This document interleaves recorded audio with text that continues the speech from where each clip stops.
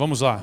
Se você quiser ir abrindo comigo aí no texto que vamos ler, Hebreus capítulo 12, do verso 14 em diante. Título da mensagem: Tempo de arrancar. O povo de Deus nunca teve vida fácil nessa terra. Por várias razões, por vários motivos diferentes na história, nós de fato somos peregrinos. Nós somos forasteiros. Quando a igreja começa a se acostumar demais, a gostar demais dessa terra, significa que tem algo errado, porque nós não somos daqui. Nossa pátria não é essa. E nós, por sermos forasteiros, estrangeiros nesse mundo, somos um alvo fácil.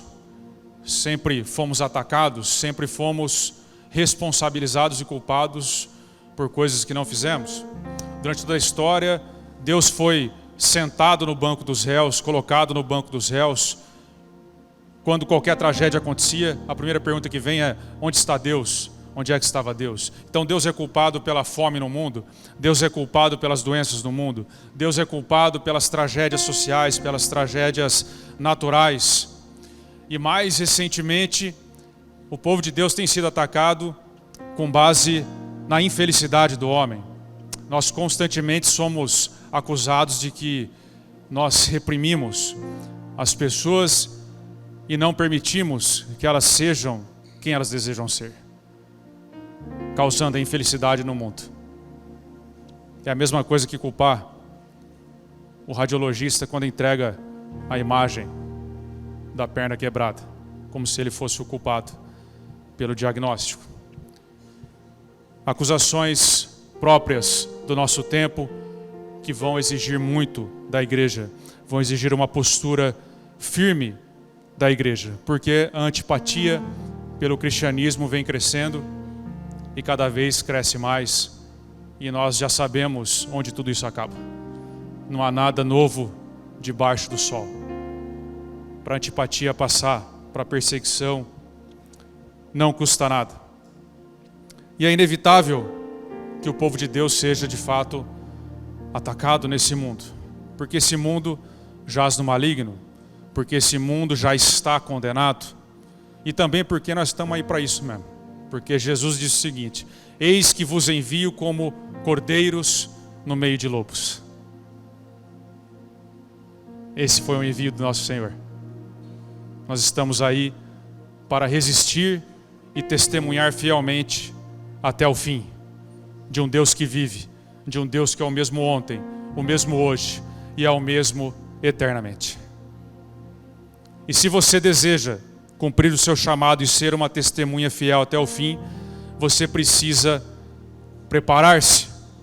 Se não existe como evitar que o mundo nos ataque, você precisa preparar-se para que você possa dar uma resposta digna do Evangelho, uma resposta digna do reino, uma resposta digna do nosso Rei, se assim você deseja cumprir o seu chamado. E existem duas formas básicas que todo agricultor conhece quando você fala em preparação da terra, a terra do nosso coração. A primeira delas é plantando coisas boas, mas a outra, antes dessa, é arrancando o que não presta. Então, tempo de arrancar, o título da mensagem. A igreja precisa entender que estamos num tempo de arrancar. Existe um tempo certo para cada coisa debaixo do sol, disse um sábio há quase 3.000 anos, cerca de 3.000 anos.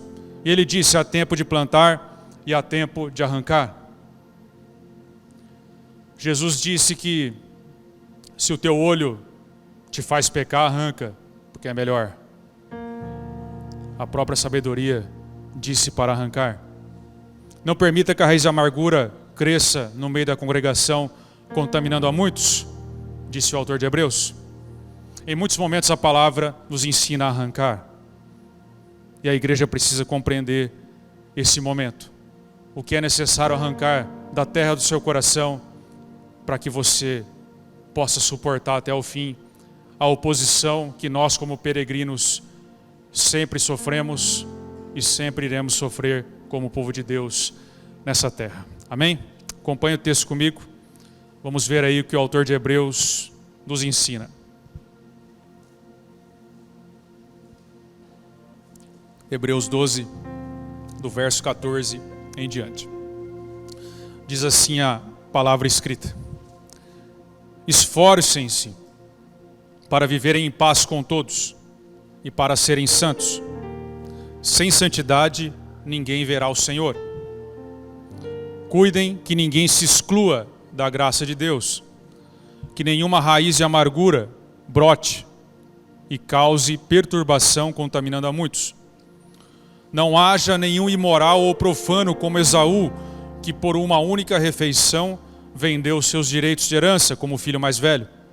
Como vocês sabem, posteriormente, quando quis herdar a bênção, foi rejeitado e não teve como alterar a sua decisão, embora buscasse a bênção com lágrimas. Até aqui. Primeiro ponto, então, o povo de Deus precisa arrancar a raiz da guerra e plantar a semente da paz. O povo de Deus precisa ser aperfeiçoado em viver em paz. Diz o texto: esforcem-se para viver em paz com todos. Se existe um esforço, existe uma responsabilidade nossa. Existe algo que Deus espera que nós façamos.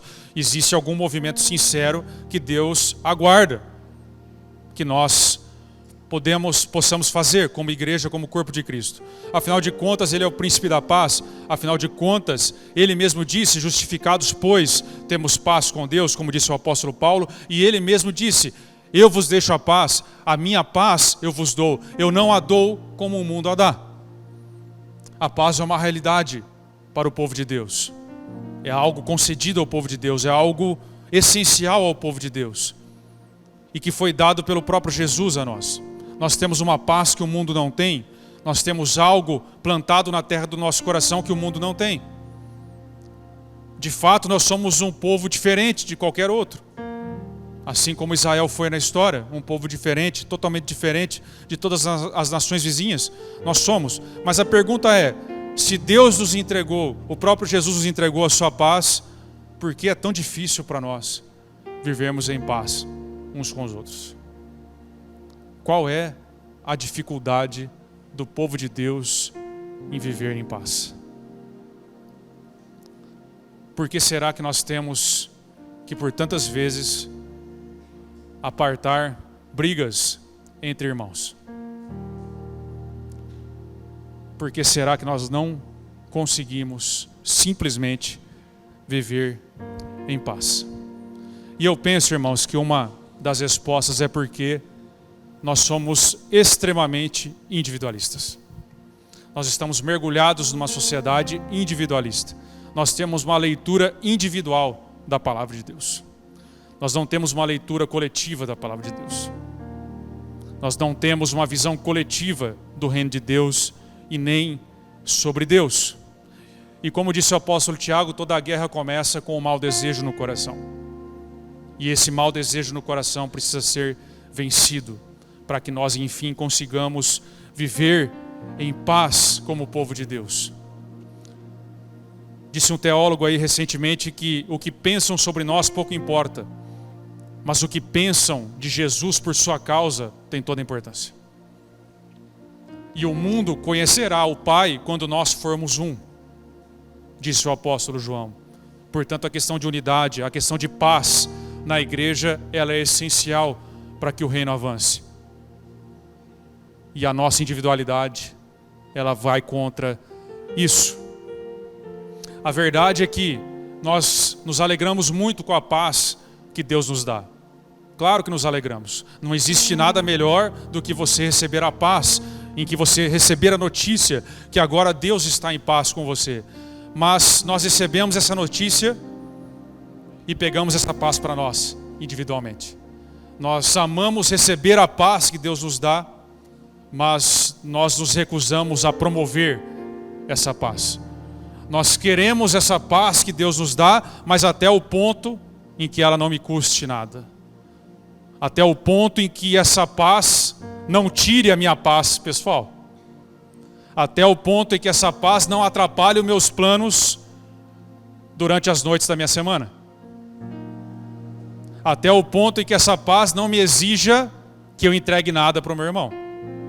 É muito bom ter a paz de Deus quando ela complementa a nossa vida boa.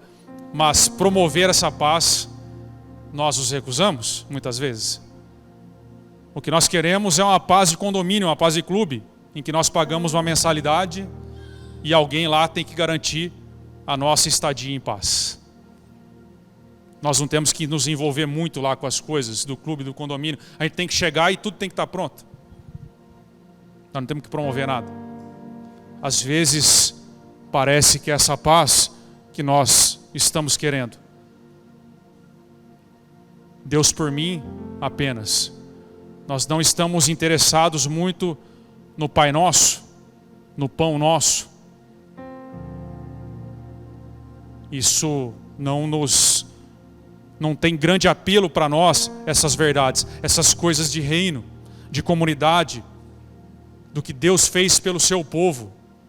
O que nós queremos é receber a paz de Deus, e Deus que se vire com essas ideias espirituais que Ele tem, de povo, de coletivo, de construir uma nação para Ele, de comprar um povo para si, porque isso dá trabalho, promover a paz dá muito trabalho, e nós já temos muito trabalho. Então é como se nós olhássemos para Deus e disséssemos: olha, Senhor, essa parte aí você cuida. Aí nós espiritualizamos. A verdade, irmãos, é que nós não nos importamos muito em causar conflitos dentro da igreja e destruir a paz que o nosso Senhor conquistou a preço de sangue, porque na cruz do Calvário Ele derrubou o muro da inimizade entre gentios e judeus, inclusive, para Ele estabelecer a paz e dos dois povos fazer um só, porque nós não estamos tão interessados assim no plano de Deus quanto estamos os nossos. Essa ideia que Deus vem construindo um povo e comprando um povo para si desde o Éden, não nos interessa muito. Nos interessa mais um Deus individual, com bênçãos individuais. Um Deus que possa abençoar a minha casa, a minha família, o meu trabalho, os meus recursos. Muito mais do que um Deus que abençoa o seu povo. Me interessa mais as bênçãos particulares, me interessa mais que Deus abençoe a minha família biológica. Me interessa muito mais a minha família biológica do que a família de Deus.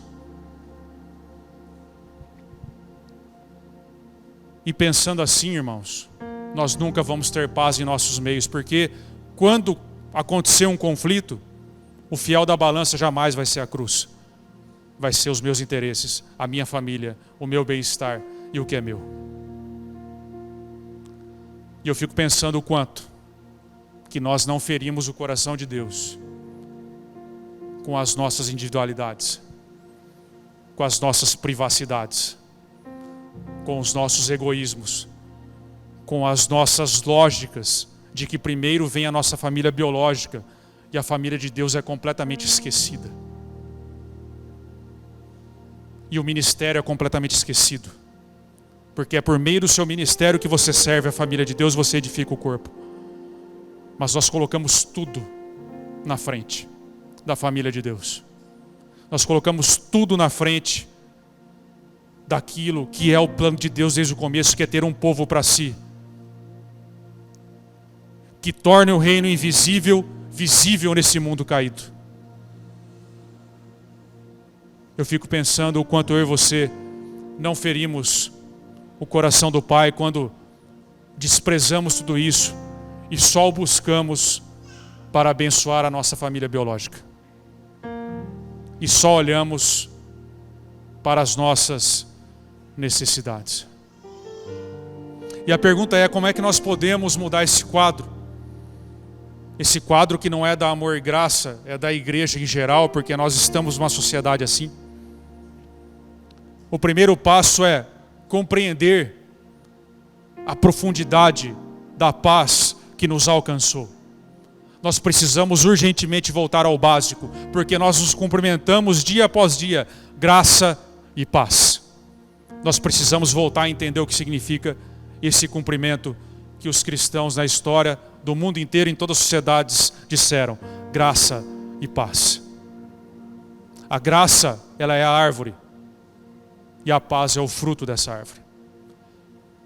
Nós temos paz porque Deus foi gracioso conosco. Nós temos paz porque Deus decidiu desviar a sua ira de nós. Nós temos paz porque Deus decidiu nos perdoar, porque Deus decidiu nos justificar, porque Deus decidiu nos santificar, porque Deus decidiu ter um povo para si. Por isso nós temos paz, por conta da decisão graciosa de Deus na eternidade de sacrificar um cordeiro em favor do seu povo. Não a favor de mim, não a favor de você apenas, a favor do seu povo, por conta do pecado do povo. O seu pecado não tem a ver só com você, tem a ver com o povo. O pecado de Adão nos alcançou, o seu pecado atrapalha todo o corpo. Nós somos um corpo, o corpo de Cristo. Ele é a cabeça desse corpo. É isso que Ele está fazendo. E essa paz é a forma como Ele estabeleceu esse povo sobre o seu sacrifício. Por isso, graça e paz. Nós precisamos, para nos livrar dessas individualidades, compreender a profundidade da obra da cruz.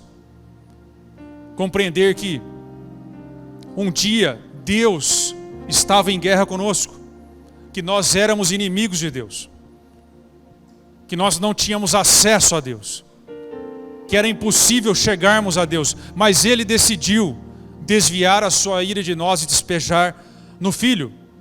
E agora, como povo de Deus, como povo escolhido de Deus, Ele pede que nós façamos o mesmo.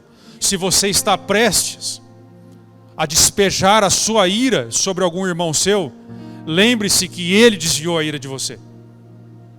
E é assim que você deve fazer também.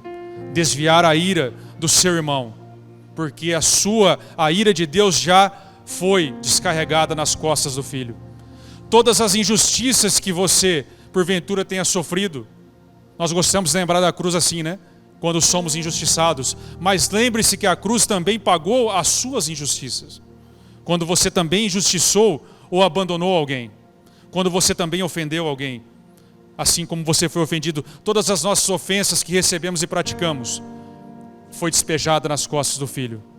Portanto, quando você estiver prestes a despejar a sua ira em alguém, lembre-se que está tudo pago na cruz do Calvário. E se está tudo pago na cruz do Calvário, pare de agir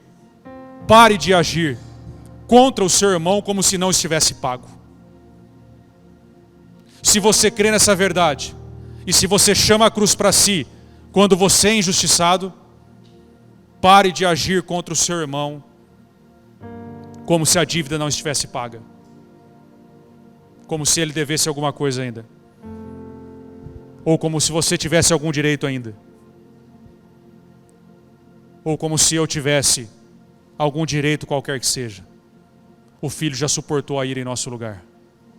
Ele estabeleceu a paz, para que o seu povo possa viver em paz. Não compete a nós cobrarmos uma dívida que já foi paga na cruz. Nós não temos esse direito. Qualquer um que deve alguma coisa, deve mesmo. Qualquer um que tem o seu nome no Serasa sabe bem disso, que ninguém pode te cobrar de novo, se ela foi paga. Ou se alguém pagou para você. É a mesma coisa. Não cobre uma dívida, porque a cédula já foi rasgada e já foi cravada na cruz do Calvário. Você não é devedor do seu irmão, e ele não é devedor seu, a não ser pelo amor que devemos uns aos outros. Não viva como se as pessoas devessem algo, porque a dívida foi paga na cruz do Calvário. Precisamos compreender isso com profundidade para que nós possamos viver em paz. Esforcem-se para viver em paz com todos. Esforcem-se pelo reino de Deus, não pelo seu próprio reino.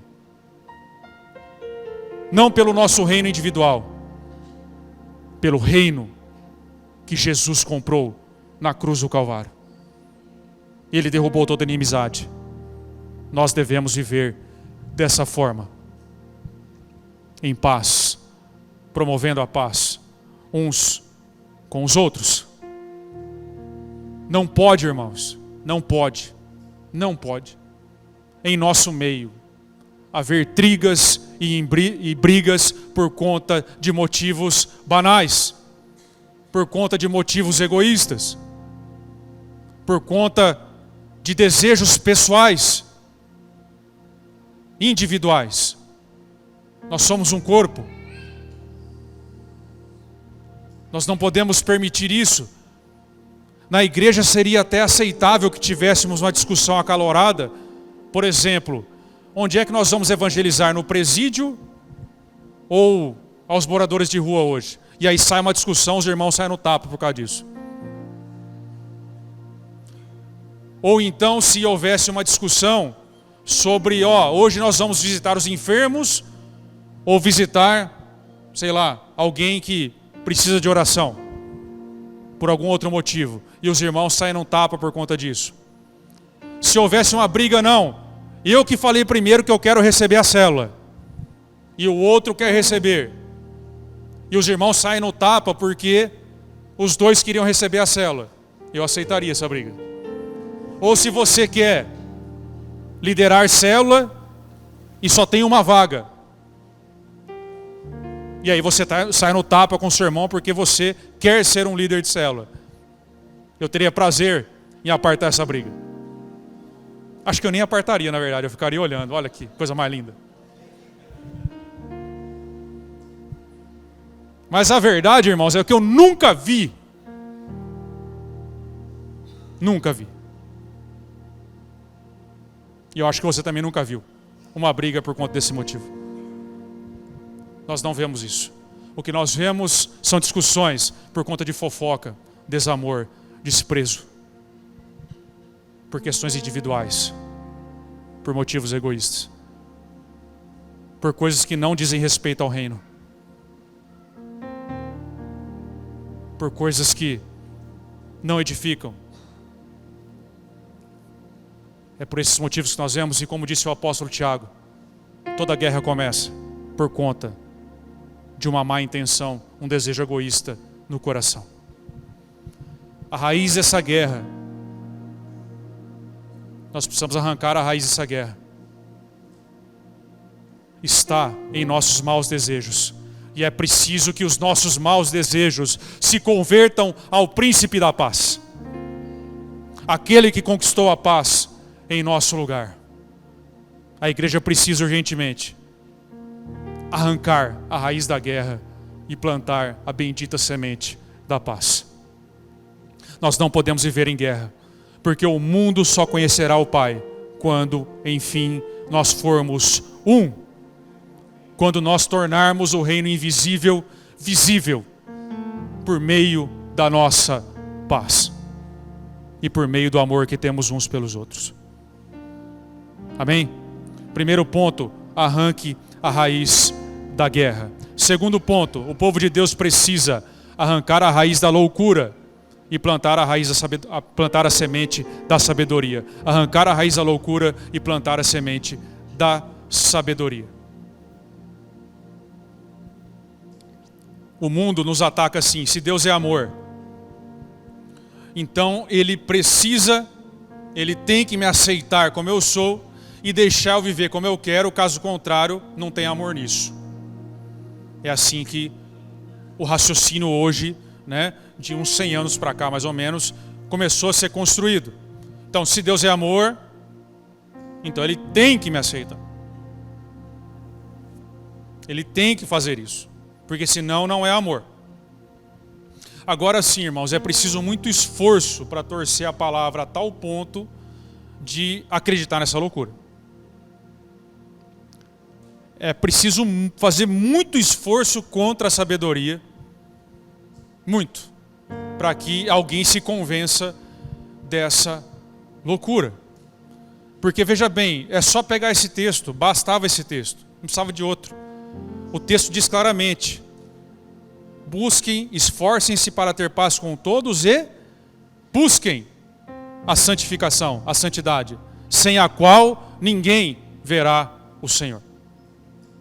Busquem a santidade, sem a qual ninguém verá o Senhor. O verbo está no imperativo, busquem. É verdade que Deus os santifica e depois somos santificados. É verdade que Jesus na cruz santificou um povo para si. Mas porque Ele nos busca, nós também o buscamos. Há uma ordem, há uma responsabilidade aqui também, assim como no primeiro ponto. Esforcem-se, busquem. Vida cristã não é passeio no parque. É uma guerra. Uma guerra contra o mal. Contra nós, contra o mundo, contra o diabo, contra todo o sistema, contra tudo que ataca o reino de Deus. Se você deseja segui-lo, considere esse texto. Busque a santidade, sem a qual ninguém verá o Senhor. Engana-se a si mesmo quem pensa que santidade, santificação, separação, como queira, é algo opcional. É algo descolado da salvação. E que a salvação não tem nada a ver com o que praticamos. A fé que salva do pecado, porque salvação é salvação dos pecados. Quando Jesus aparece é para destruir o pecado. Ele veio para salvar o seu povo dos pecados, Mateus 1, 21.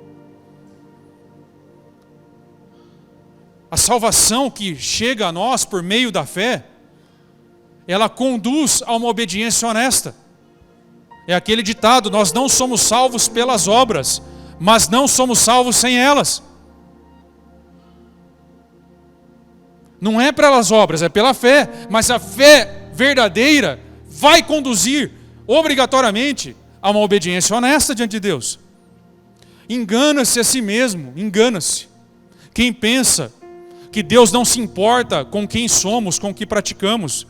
Engana-se quem pensa que Ele não esquadrinha o nosso coração, que Ele não nos molda, que Ele não nos disciplina, que Ele não escreve as suas leis em nosso coração, para que nós a amemos.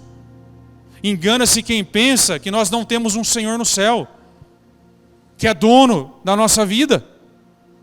É preciso pedir sabedoria e arrancar a raiz da loucura de uma vez por todas. Nós não temos mais o direito de viver como queremos. Somos escravos de Cristo, pertencemos a Ele, totalmente.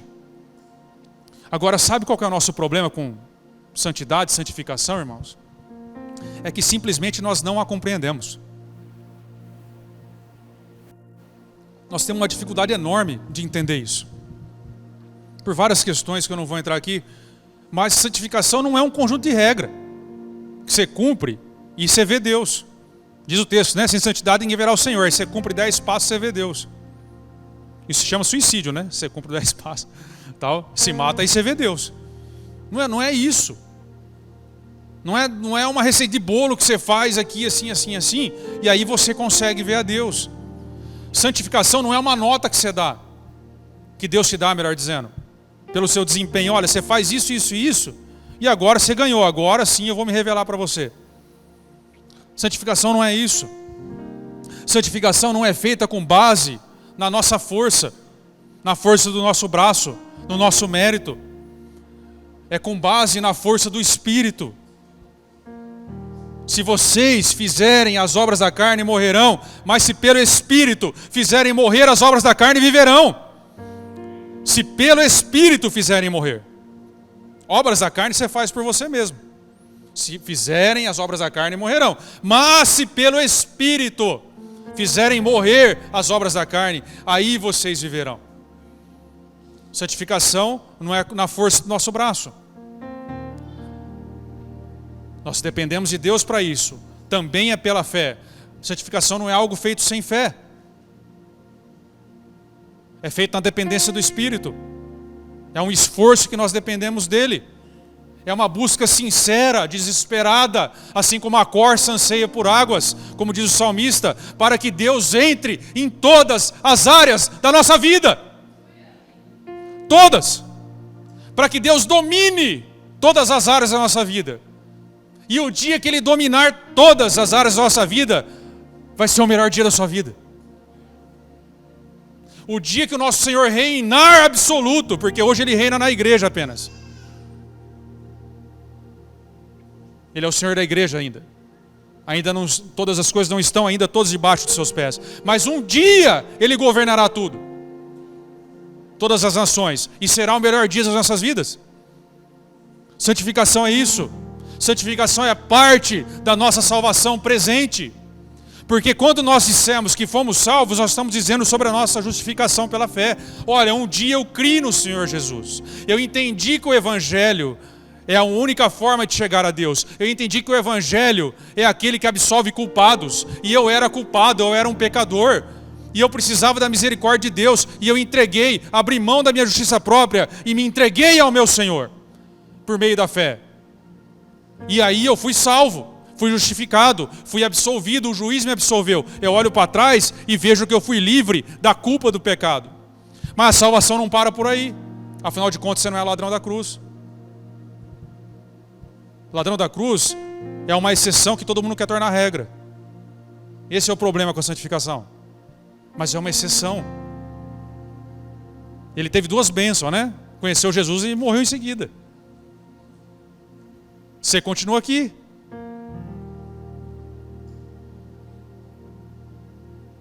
Estou brincando com uma bênção. Bênção nós temos, porque nós temos possibilidade de ir conhecendo ao Senhor nessa vida, mesmo sem tê-lo visto, nós o amamos. Isso tem valor para Deus. Eu olho para trás e vejo que eu fui livre da culpa do pecado, mas eu olho para o meu presente e eu vejo, por meio da santificação, que eu estou sendo livre do poder do pecado hoje. Hoje.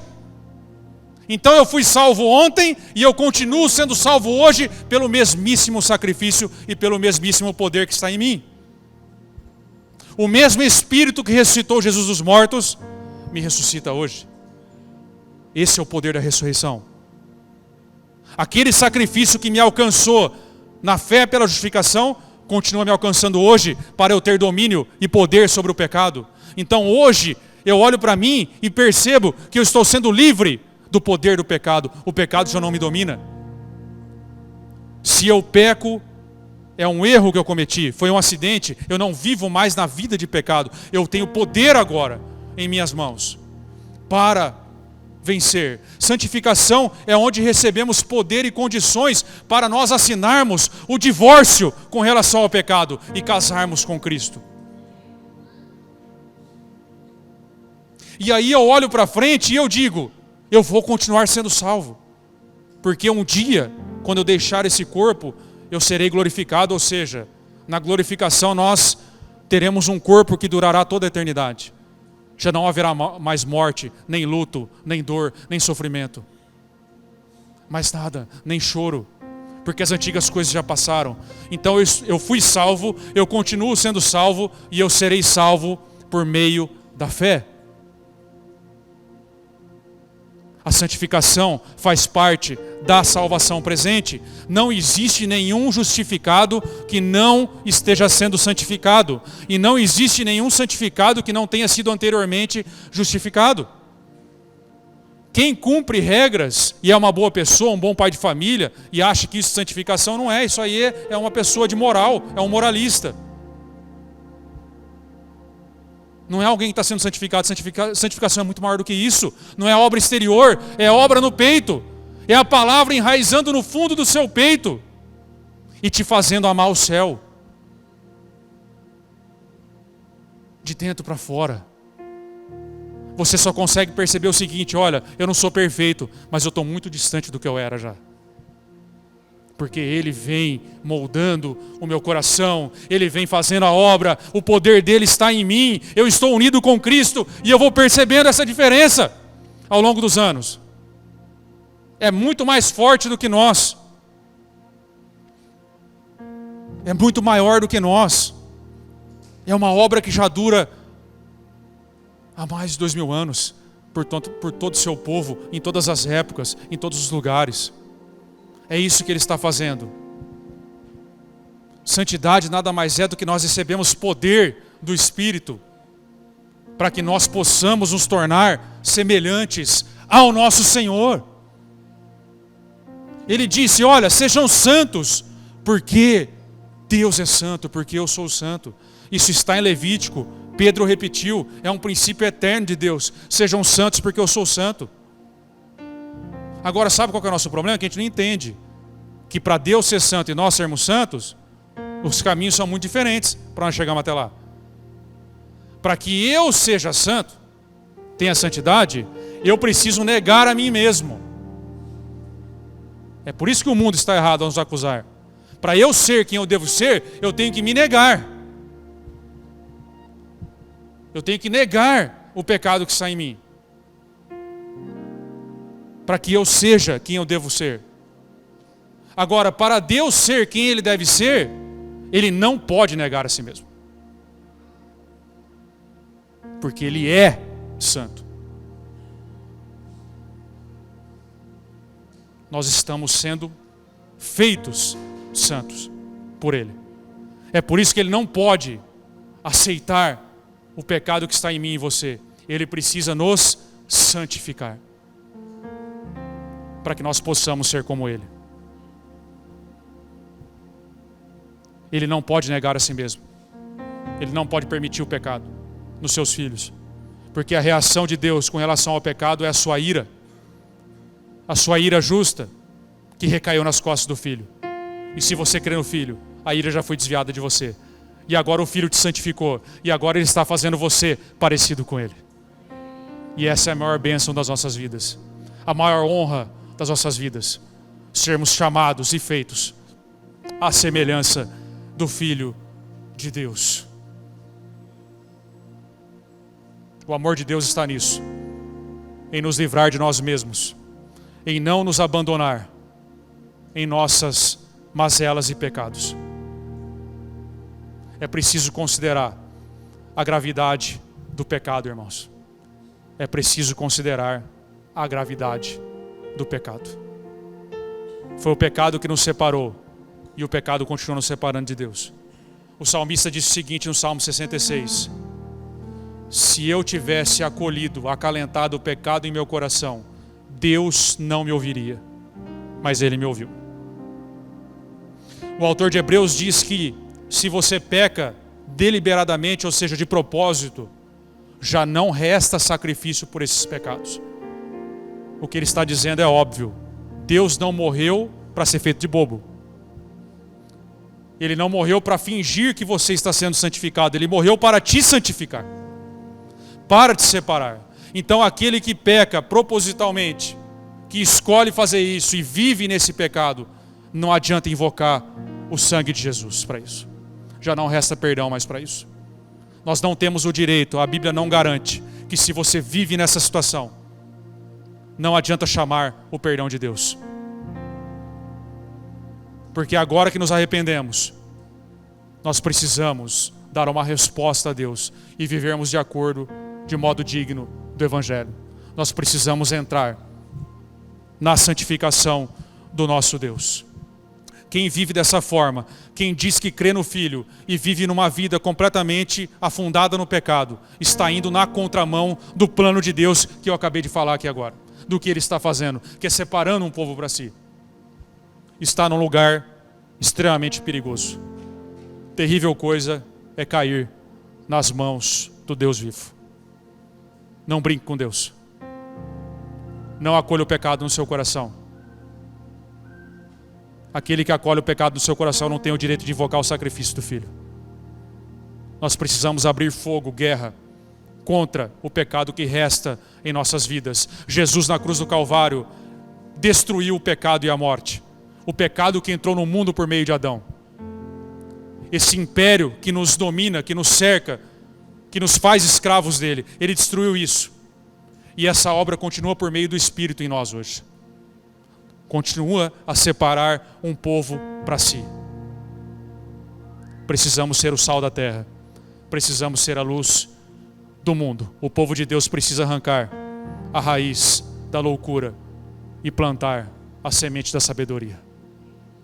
Entender o que Deus está fazendo em nosso tempo.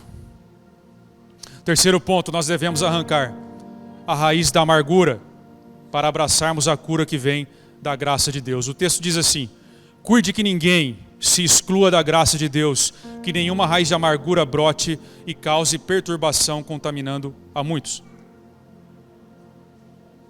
Nós interpretamos meio errado esse versículo.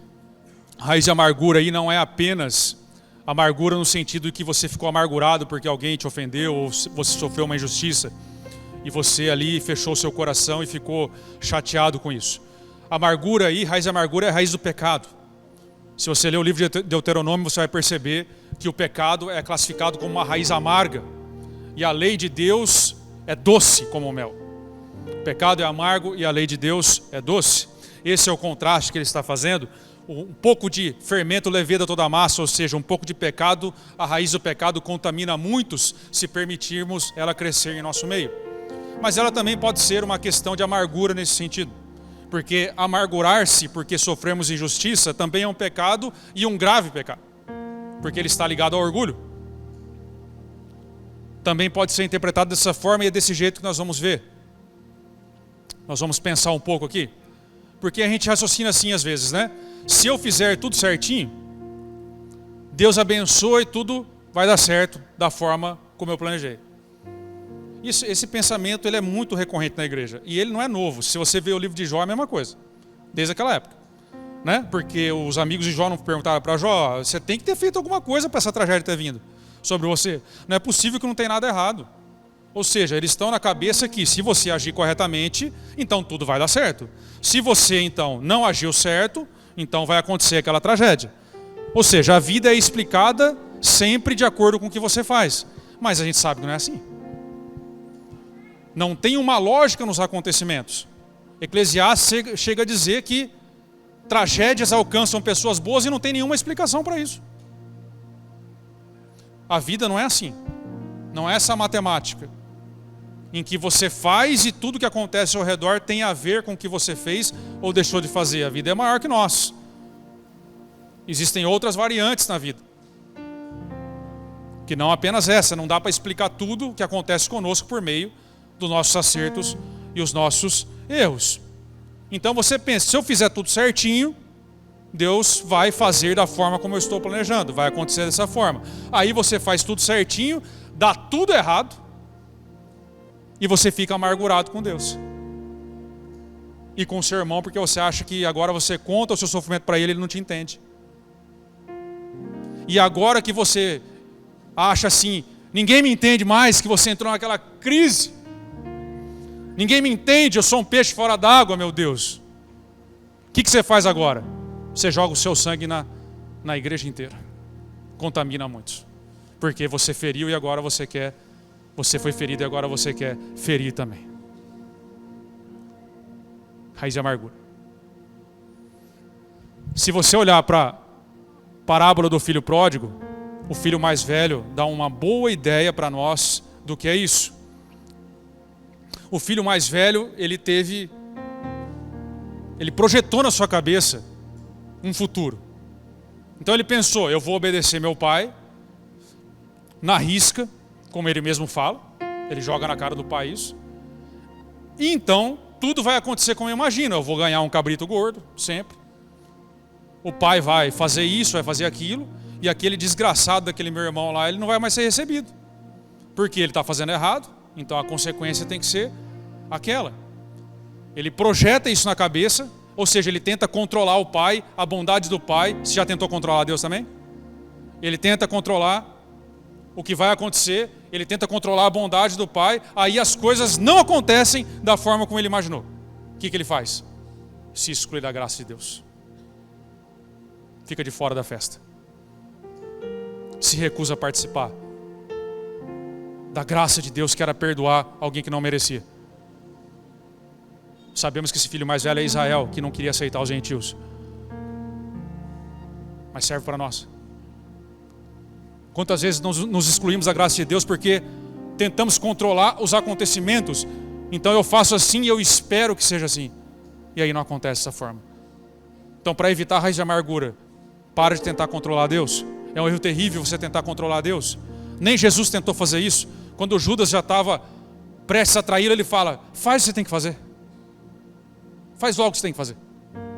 Está tudo certo. Jesus deixou todos serem livres para serem quem queriam ser. Nós também devemos ser assim. Nós não podemos ficar querendo controlar as pessoas, a reação das pessoas, a bondade das pessoas, a maldade das pessoas, a vida. As pessoas têm que ser quem elas são. As pessoas precisam ser quem são. Não adianta você querer controlar isso, e os fatos acontecem independentemente do que nós queremos ou não. Então entenda isso, para que você não se amargure. Entenda que nós não sabemos o que virá amanhã. Mas tudo está nas mãos daquele que é Senhor da história, daquele que deu a vida por você. E quando você geralmente entra nesse problema de ficar amargurado, quando você entende que sofreu uma injustiça muito grande, quando você ficou profundamente chateado, você tem que tomar cuidado com duas coisas pelo menos, para que você não deixe a raiz de amargura tomar o seu coração. A primeira delas nós já falamos, olha, você não pode tomar o lugar do seu agressor. A palavra diz, não devolva o mal, não pague o mal com o mal. Pague o mal com o bem. Porque se você pagar o mal com o mal, você permitirá que essa raiz cresça.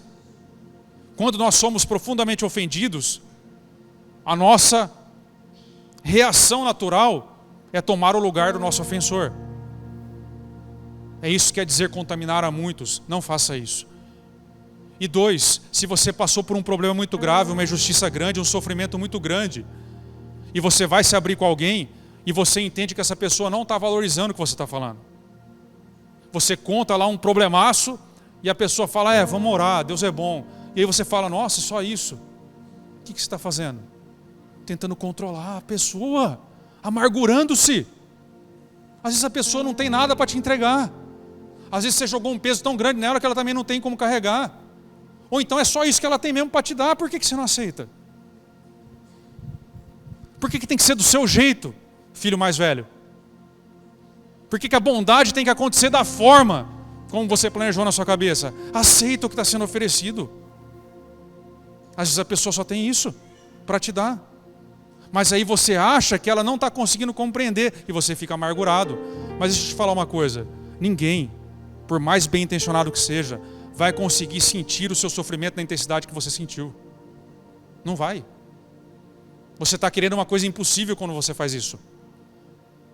Aceite a bondade das pessoas da forma como elas querem te entregar. Deixem elas serem livres. Se você não fizer isso, você será um manipulador. É isso que você será. Porque você vai achar jeitos de fazer uma chantagem emocional para você atingir o fim que você queria, assim como o filho mais velho tentou. Só que ninguém engana a Deus. Deus não é manipulável. Mas as pessoas são. Se você continuar agindo assim, daqui a pouco está todo mundo te taxando e vendo que você é um manipulador. Porque na próxima vez a pessoa vai pensar, nossa, deixa eu ver como que eu vou reagir, porque já viu, né? Então eu não vou nem fazer isso, não vou nem falar isso, porque... Resumindo, você nunca vai ter um feedback honesto. As pessoas nunca vão estar à vontade na sua presença. Elas nunca serão quem elas querem ser com você. E o resultado é que você nunca vai ter um relacionamento verdadeiro na sua vida. Deixa as pessoas serem quem elas têm que ser. Não deixa a raiz de amargura ganhar o seu coração, é preciso arrancá-la.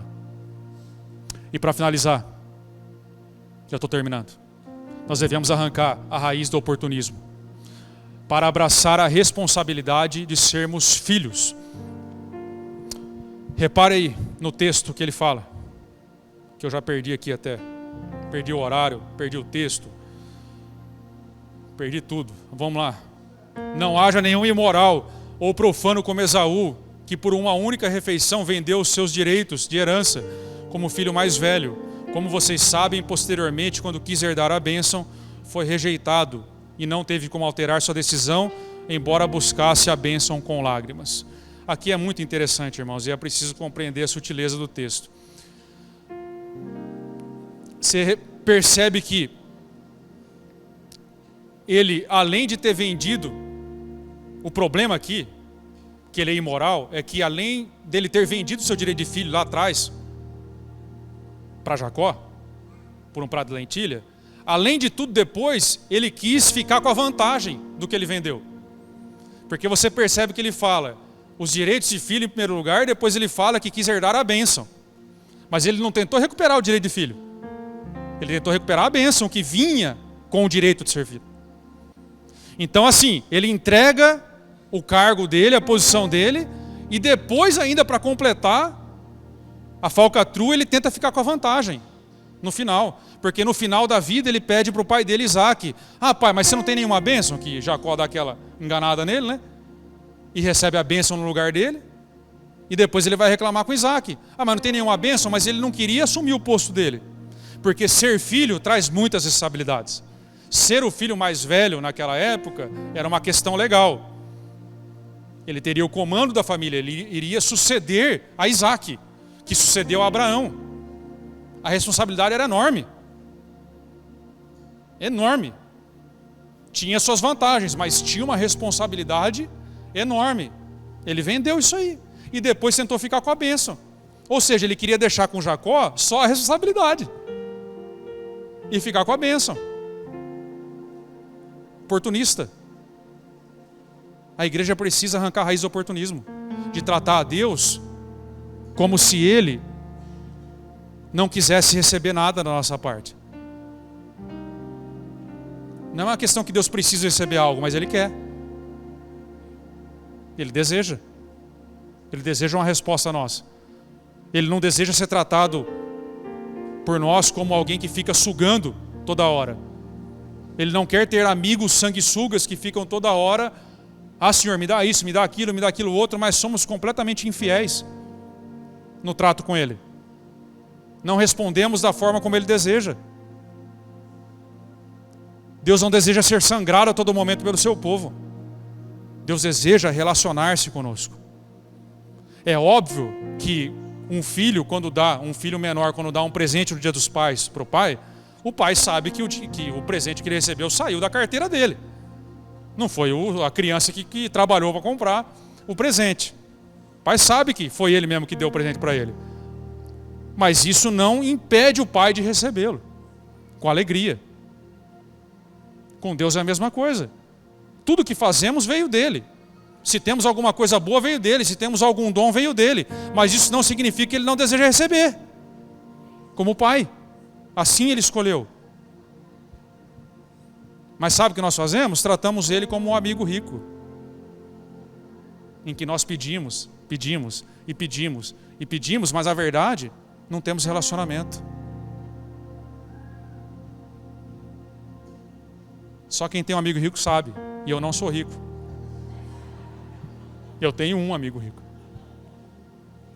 O pastor de vocês não sabe o que fala nesse ponto. É horroroso isso, irmãos. Você pergunta para algum amigo rico, se você tiver, como é horrível ser tratado assim. E tantas vezes é assim que nós tratamos a Deus. Mandamos listas de supermercado para Ele, ao invés de mandarmos cartas de amor para um Deus que entregou tudo por nós. Precisamos arrancar essa raiz. Ministério de música, por favor. Se você quiser se colocar em pé.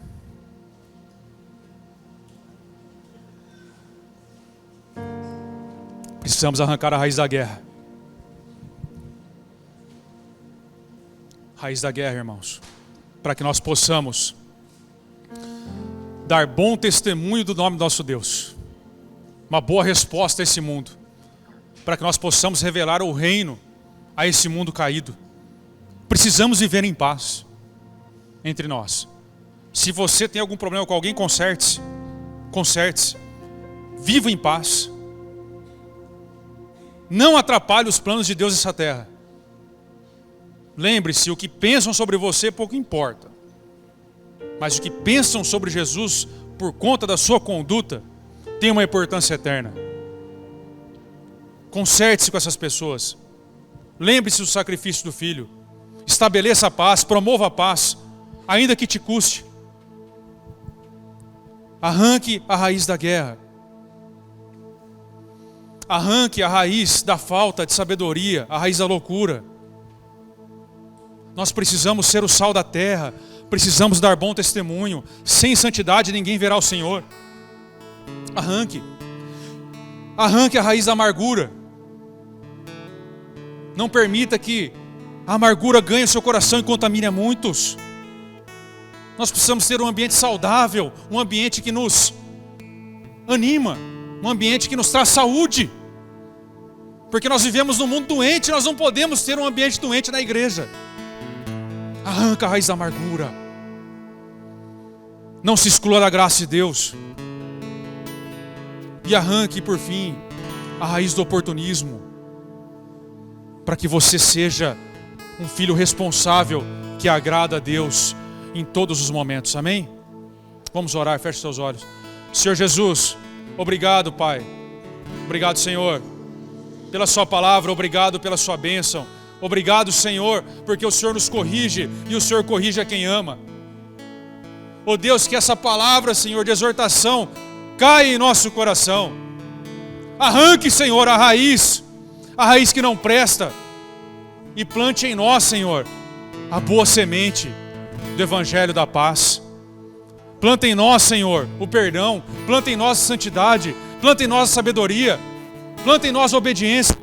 Arranca tudo que não presta, Pai. Oh Deus, se alguém que está aqui com dificuldade, Senhor, de arrancar a raiz do pecado, eu te peço, enche essa pessoa agora, Senhor, com seu Espírito. Leva ela a um lugar, Senhor, que ela nunca esteve, mas que o seu poder, o poder que ressuscitou Jesus, esteja nessa pessoa hoje, para que ela viva uma vida agradável, Senhor, agradável àquele que a salvou. É isso que eu te peço, Senhor. Abençoa-nos com a sua paz, Senhor. Abençoa-nos com o seu amor. E nos conduza, Senhor, pelo seu caminho eterno. É assim que nós oramos. Te agradecemos. Em nome de Jesus. Amém.